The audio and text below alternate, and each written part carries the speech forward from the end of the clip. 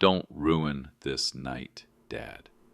Those were the first words she greeted me with when I stepped into the hall lit by golden chandeliers and filled with music meant for joy. Not hello, not thank you, not even a quiet smile to acknowledge I had arrived. Just those sharp, clipped syllables that struck harder than any insult I had known. It was her wedding night, the night I had built with the strength of my back, the sacrifice of my years, the last savings from a life I had once dreamed would end in peace. Yet here I stood, warned like an intruder at the threshold, told to keep my silence, told not to cast a shadow on her perfect stage. I felt the weight of her words, as though the air itself had thinned. The hall was dressed like a dream, every detail polished, flowers spilling over crystal vases, linen so white it glowed, music floating like silk in the air. I had paid for all of it, each string quartet note, each drop of champagne in their glasses carried my name, though none of them would speak it. Still, before the first dance had even begun, I was already cast to the role of a ghost. She wanted me present but silent, existing only as a shape in the corner. I looked at her, my daughter, radiant in her gown, a beauty I had prayed for since the day she was born. Yet in that moment her eyes were cold, as though the love of a father was something outdated, something to be hidden. She feared I might speak, that I might remind someone in the room whose sacrifice had carried this night into being. Don't ruin this night, Dad. To her, the truth itself was ruinous. And so I stood there, the sting of rejection burning sharper than the applause around me. Guests moved past with laughter, raising glasses as though the world had always been generous to her, as though everything had appeared by miracle. None of them saw the cracks in my hands, the gray at my temples, the years of swallowing pride so she could live in brightness. They only saw the father she wanted me to be tonight. A silent figure, tucked away at the edges, invisible. But as her words echoed in my mind, I knew something had shifted.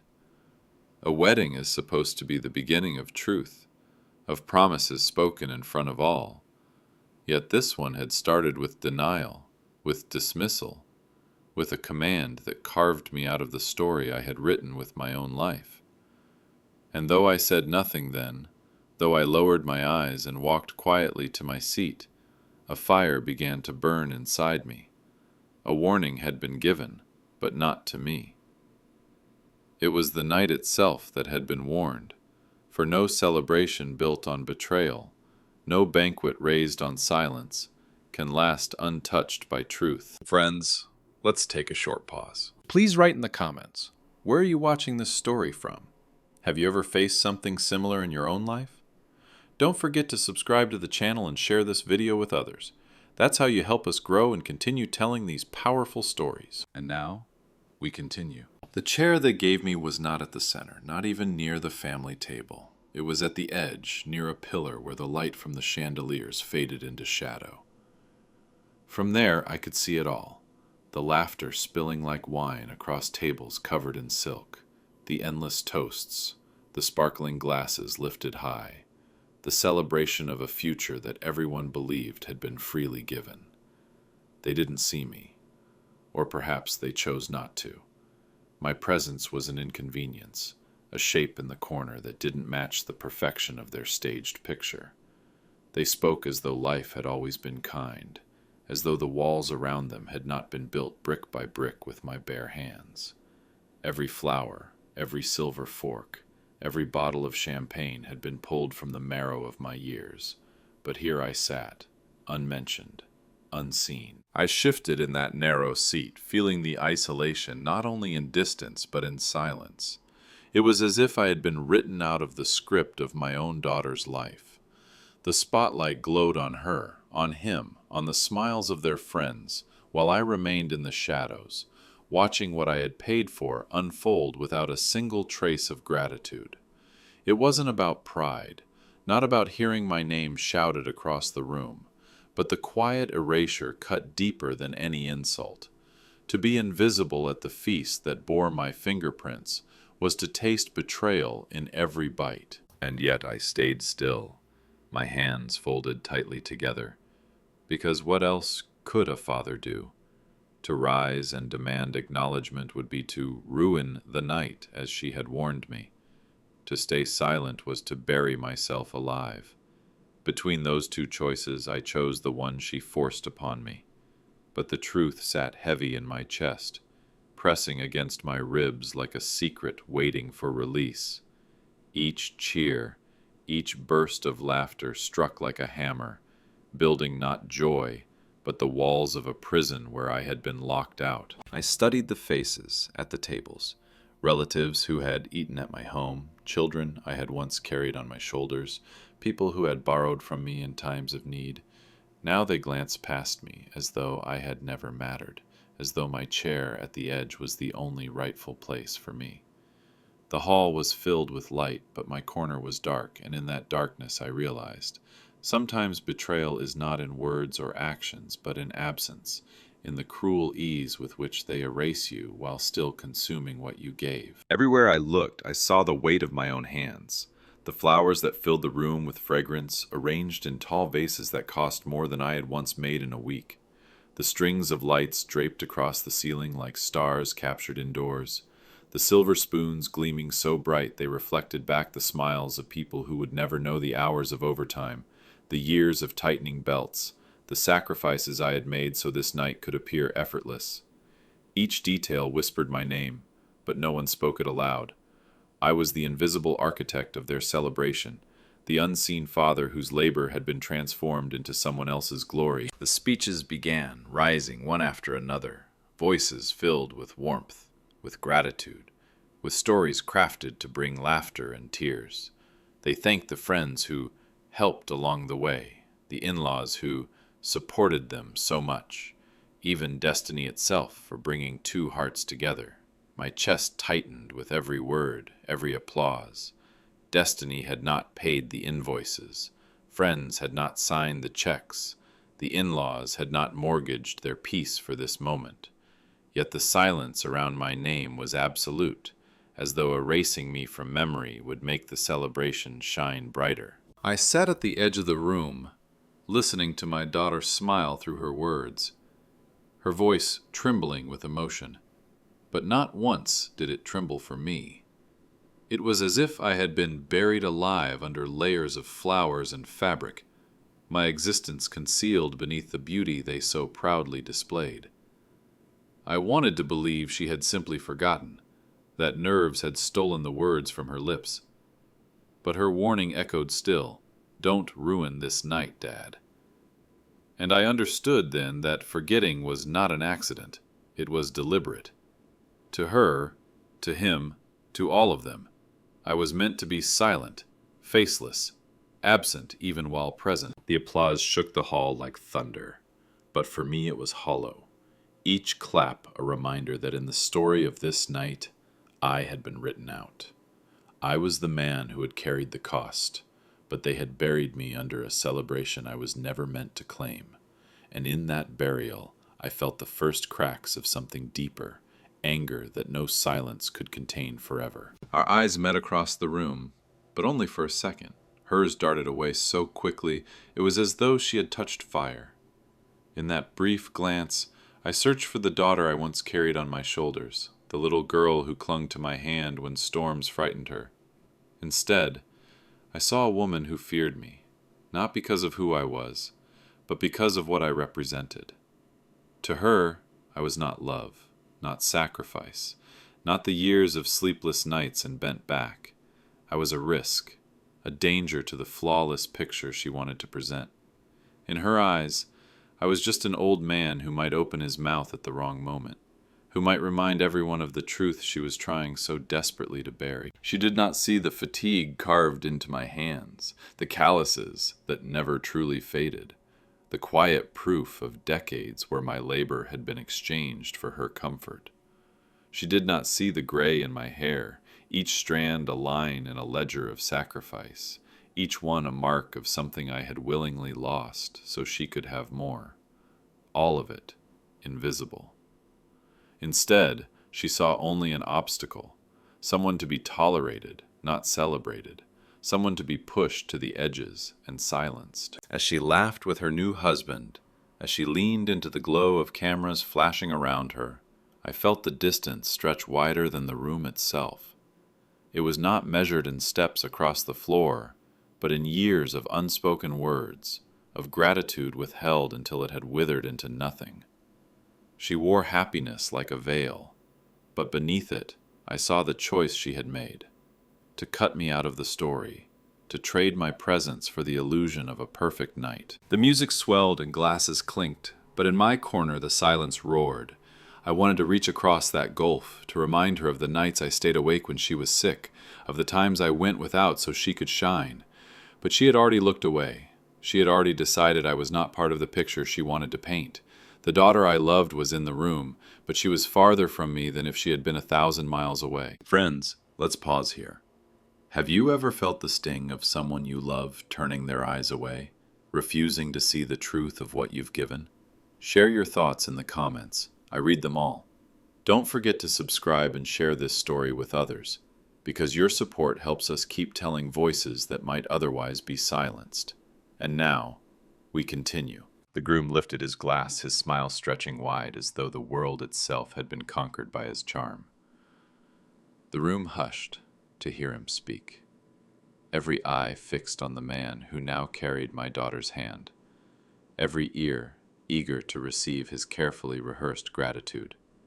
To my support system, he declared, his voice warm, practiced, heavy with the confidence of someone who believed himself the center of every story.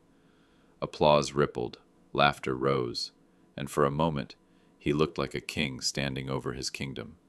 But each word he spoke was a knife wrapped in velvet. He thanked his friends, who had stood by him from the beginning. He thanked his family, who had believed in his dreams. He even raised a glass to destiny itself for providing everything we see tonight. The room cheered louder at every phrase, yet behind his words, sharp and deliberate, was a silence that screamed. My name was not spoken. My sacrifice was erased. His pride stood taller than truth, his toast built on a foundation of omission. I sat still, though my chest burned. Each sentence he uttered carried the weight of theft, for he spoke as though he alone had provided, as though he had lifted the burden, signed the checks, carried the sleepless nights on his shoulders. But I knew the numbers on the invoices, the empty spaces in my savings account, the hours of work that had bent my spine lower than it had ever been before. He was drinking champagne in a hall I had paid for, standing beneath chandeliers I had hung in silence, and yet he spoke as if the future he promised my daughter had been carved by his own strength alone. The guests nodded, clapped, some even wiped away tears at his words. They believed him because his version of the story was easier to hear. It was beautiful, clean, a tale of love and perseverance. And no one in that room wanted to imagine the truth, that behind the glow of their glasses and the music swelling from the quartet stood a father swallowed by shadows, holding bitterness like a stone he dared not throw. To ruin the moment with truth would make me the villain, and so I sat still, chewing on silence until it tasted like blood. I caught his eye once, just once, and in his smirk I saw something cruel, not just pride, but triumph, as if he knew exactly what he had done, as if he enjoyed seeing me small, erased, invisible. The hall roared with applause for him, but in that sound I heard only the thundering of betrayal. I swallowed it whole, and in that swallowing something hardened inside me. Pride may stand tall, but truth waits, patient and unshaken. And when it rises, no applause will be loud enough to cover it. The music swelled, violins filling the air with sweetness. But inside me, nothing was sweet. Inside me grew a storm, silent yet merciless, rolling heavier with each passing minute. Betrayal does not always arrive with shouts or slammed doors. It creeps in quietly, wearing the mask of celebration. It was in my daughter's quick glance that turned away as though I were a shadow she did not want in her pictures. It was in the groom's smug grin, his voice echoing through the hall as he claimed a victory he had not earned. It was in the family members who laughed, who toasted, who clinked their glasses without once acknowledging that every drop of champagne had been poured from veins that were mine. They pretended money came from thin air. They pretended walls rise by magic, that lights appear because destiny wills it, that a feast sets itself upon the table. But I knew better. I knew the years when my hands cracked in the winter cold while I worked to pay her tuition. I knew the days when I skipped meals so the savings account could stay alive for her future. I knew the moments I chose silence over dignity, nodding to bosses who half my age barked at me because her life mattered more than my pride. And now, all of it had been swallowed by this hall of applause, turned invisible, erased from memory. The laughter grew louder, the toasts more frequent, but inside me the storm spun faster. It was not fury that shook me, but grief. The grief of a man still alive, but already buried under the indifference of those he loved. Betrayal is not always a sword. It can be a smile, a dismissal, a polite silence. My daughter's warning, "Don't ruin this night, Dad," struck me again. And I realized the storm was not mine alone. It was the truth itself, demanding to be heard. I clenched my hands under the table, knuckles white, fighting the urge to rise, to speak, to tear away the veil of lies floating so gracefully through the hall. I told myself to wait, to endure, to let them have their dream. But even as I forced myself still, I felt it. The night was already cracked, the storm was already here, and sooner or later it would break open. Two voices behind me cut through the music, soft enough to be called whispers, sharp enough to slice through skin. "He looks out of place," one said, and the other chuckled, answering, "Just the father of the bride, nothing more." The words were small, careless, almost casual, but to me they were salt pressed deep into wounds already bleeding. I sat frozen, staring at the glow of candles on the table, my hand gripping the edge of the cloth so tightly it nearly tore. They thought I was deaf, or perhaps they thought I was nothing, just an old man at the wrong table, occupying space that could have been given to someone more important in their eyes. The phrase echoed in my chest, "Just the father of the bride," as if that title were not enough. As if the years I spent breaking myself to pieces so she could build her life meant nothing more than a forgotten name on a family tree. They did not see the house I almost lost to keep her dream alive. They did not see the nights I sat alone, bills spread out before me, asking myself which ones I could afford to delay so her future would not be delayed with them. They did not see the man who gave without asking, who worked without boasting, who carried pain in silence so her path would be smooth. To them, I was just the father, invisible, replaceable, disposable. My jaw clenched, but I did not turn to face them. I let their whispers linger in the air, staining the celebration with the truth of their contempt. My chest heaved slowly, the storm inside me pressing harder, louder, demanding release. Betrayal is cruel, but humiliation burns hotter. It strips you in front of strangers, reducing a life of sacrifice to a punchline between glasses of wine. And still, I sat there, gripping the tablecloth as though it were the only anchor keeping me from shattering in the middle of the hall. Around me, the music soared again, violins dancing as if joy were endless. Laughter rippled through the tables, champagne flowed, glasses clinked. Yet their careless words drowned everything else. I was no longer hearing music, or speeches, or applause. I heard only that verdict, nothing more.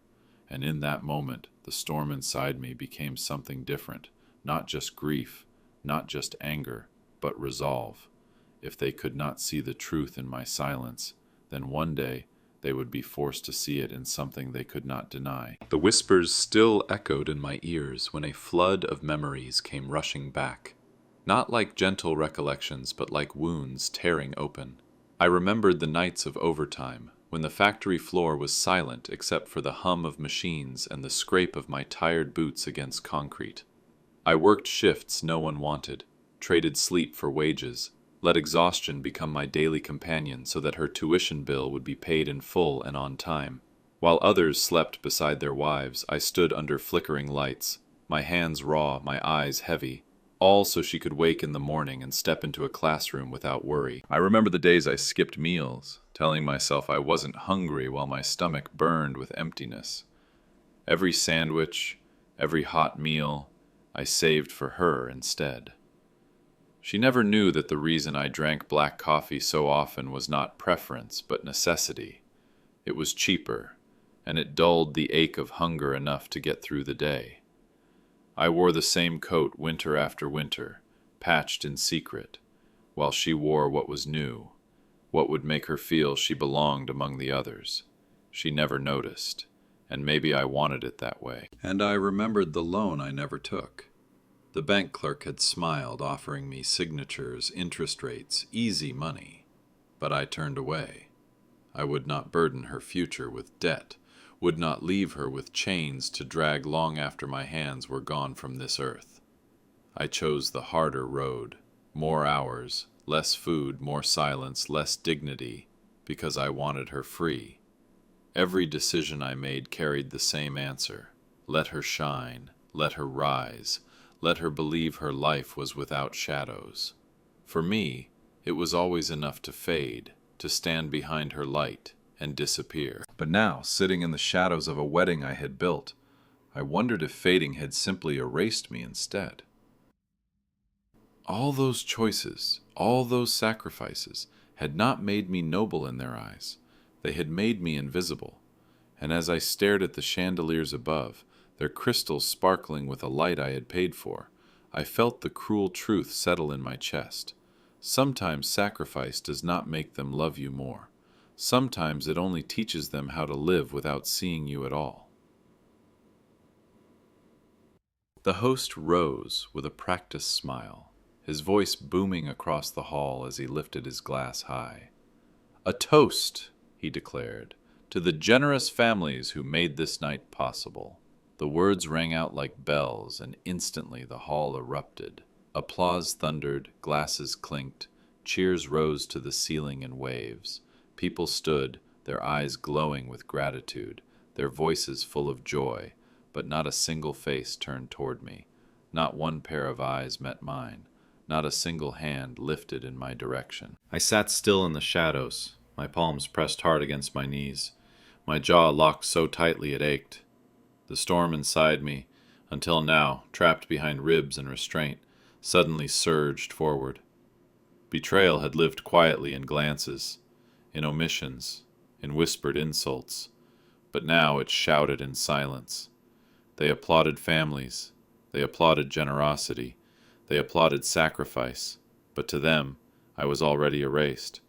My name was buried beneath their cheers, as though I had never existed, as though this night had grown from thin air, not from the marrow of my bones. The faces blurred before me, strangers at a feast I had built. My daughter laughed with tears in her eyes, leaning against her husband as though they had carried this burden alone. The in-laws raised their glasses proudly, basking in a glory they had not earned. The host's words soared, but in my ears they burned like fire. The generous families. Families. Not the father who had sold his peace for this dream. Not the man who had emptied his life into hers.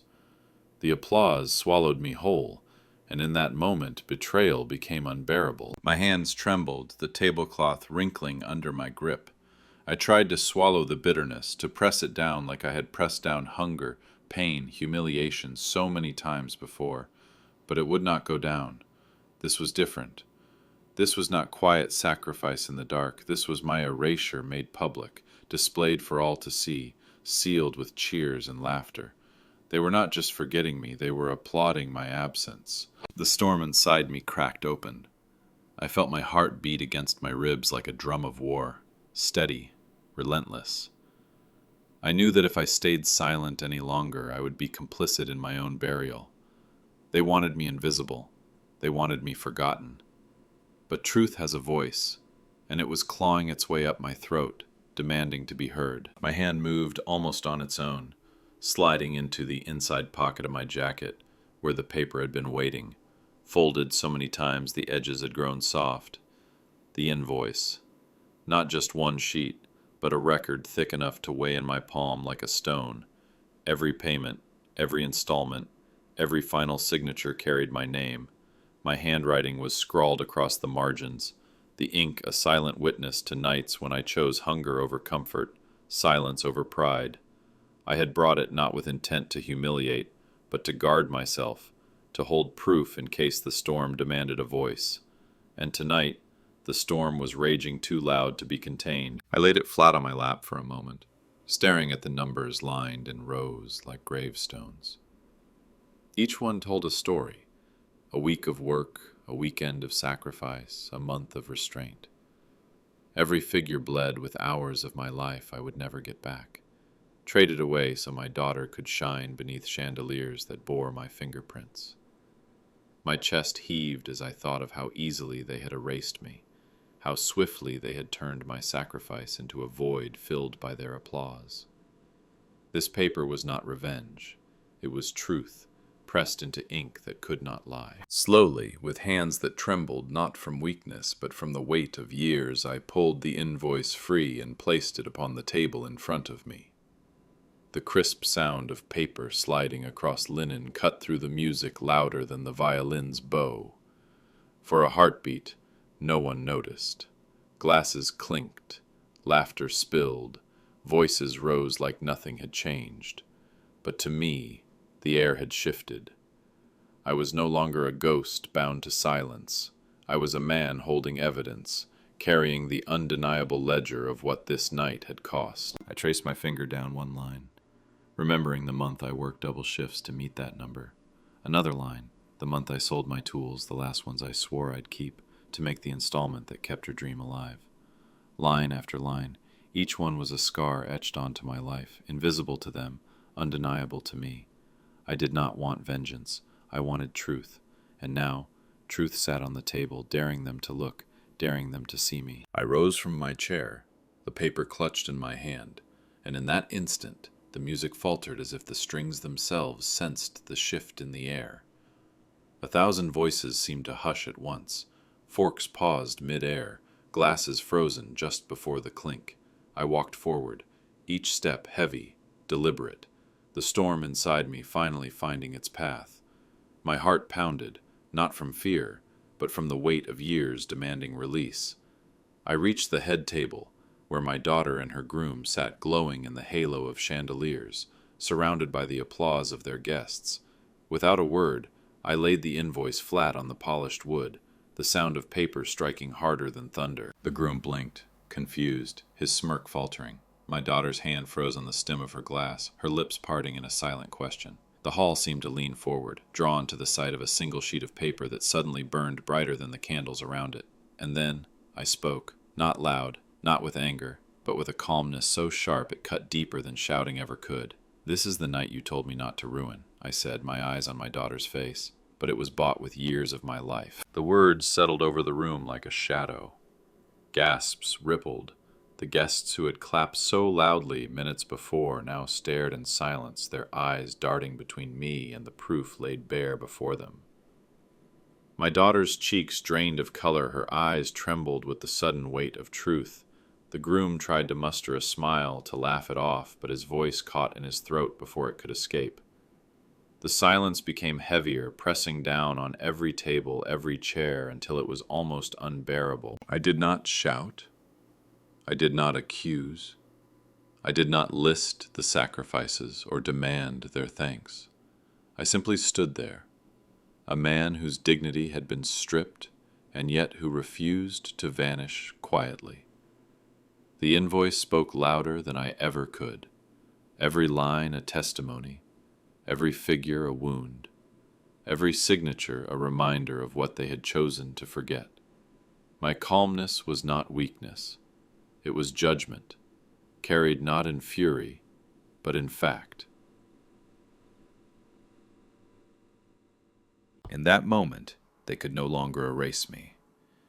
I was no longer the shadow at the edge of the room. I was the storm breaking open, not with thunder, but with undeniable truth. Her smile shattered like glass under a hammer, fragments of joy falling from her face until nothing remained but raw truth.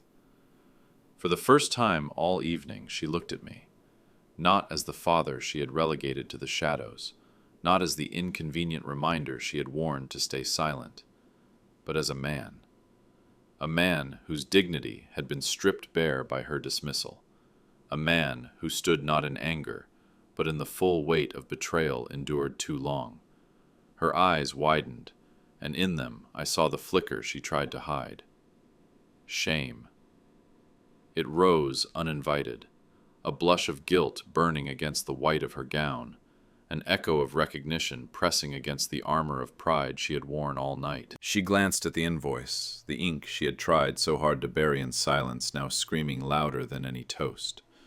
I saw her lips tremble as if she wanted to form words, but nothing came. Fear clouded her gaze, the fear of truth unveiled, the fear of every guest now staring not at her beauty or her husband's pride, but at the man she had silenced. Her perfect night was unraveling, and with it the story she had crafted about who I was. For a heartbeat, her face softened, and I saw the little girl again, the child who once ran into my arms when the world frightened her, who clung to me with trust that I would never let her fall. That memory flickered across her eyes, then vanished under the weight of the woman she had become, the woman who had chosen distance, dismissal, silence. Recognition struck her then, too late, but undeniable.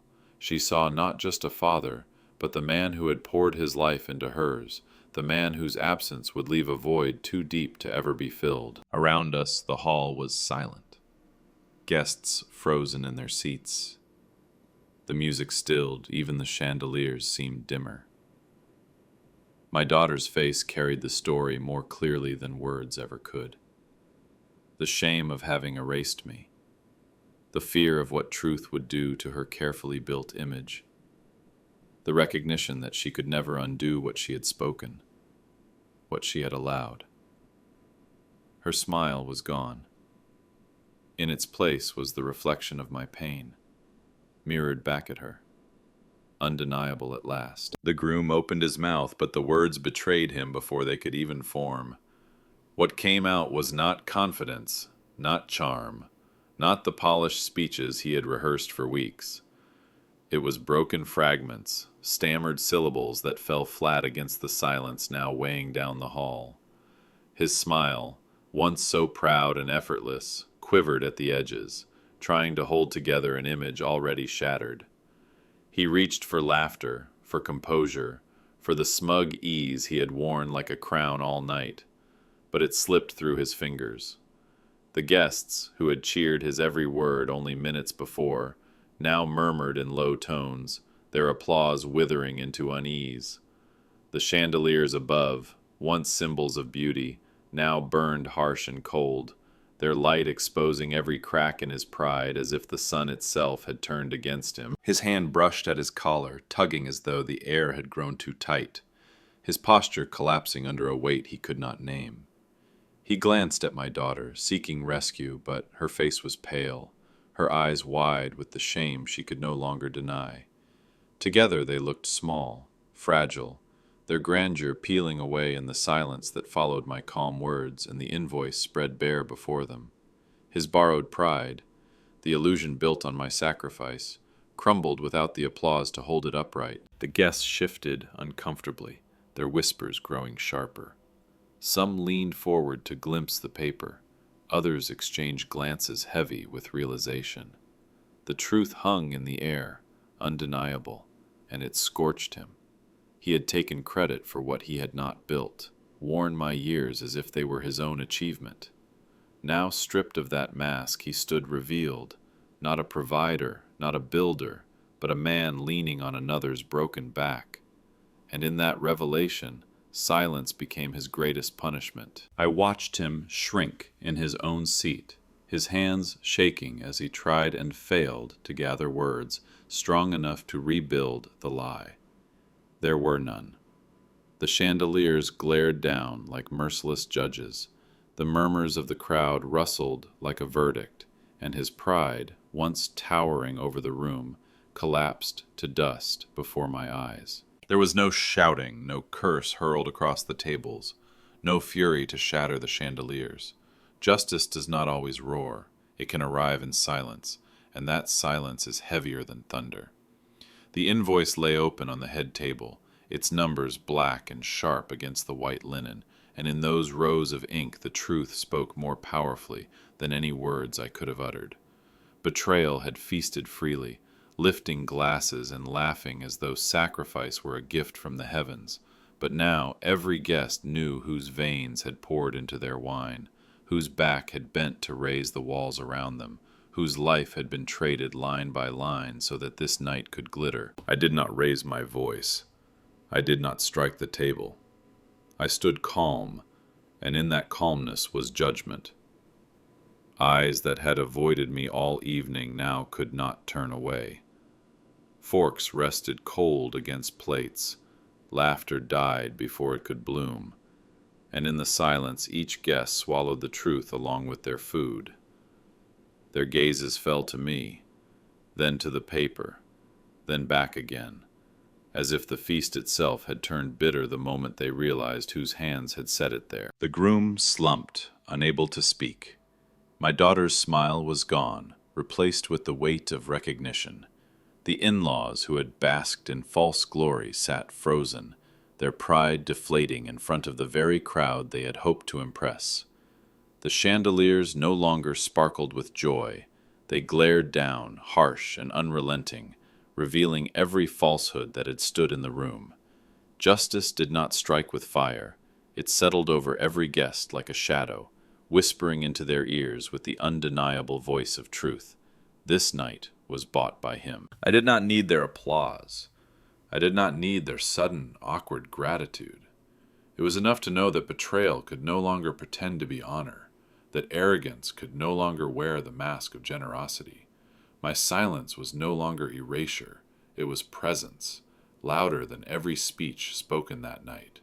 Justice had come, and it needed no fury to make itself known. I did not wait for applause. I did not wait for apology. Those who had erased me could not give me back what I had already spent.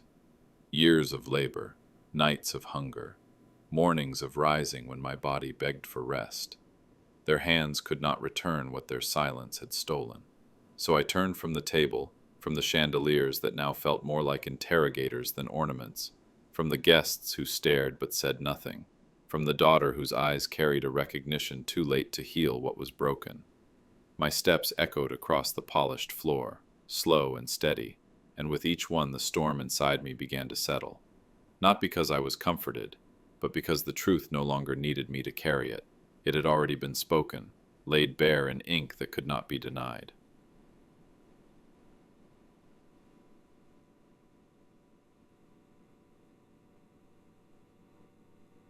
Behind me, the hall was heavy with silence. No violin played, no glass dared to clink, no laughter dared to rise. The stillness was louder than any speech, any toast, any song that had filled the night before. My absence filled the space more completely than my presence ever had, and they all knew it. They had asked me to be silent, invisible, irrelevant. But in leaving, I became the voice they could not escape. Every plate they touched, every sip they took, every glance at the invoice now lying open on the head table was a reminder of the man they had tried to erase. I stepped into the night air outside, cool and sharp against my skin, and for the first time in years I felt light. Not because justice had brought me joy, it had not. It had only delivered what was owed, the truth finally unhidden. My legacy was no longer chained to my daughter's approval, no longer dependent on whether she chose to acknowledge me. It was carved already into the sacrifices I had made, etched in the ink of that invoice, undeniable and unerasable. They may try to forget me tomorrow, may choose to stitch over the wound with new stories, new lies, but ink remembers, and so does dignity. I thought of the nights bent over bills by candlelight, of the cracked skin on my hands, of the tools sold, of the meals skipped, of the hours stolen from my own life to build hers. Those were my monuments.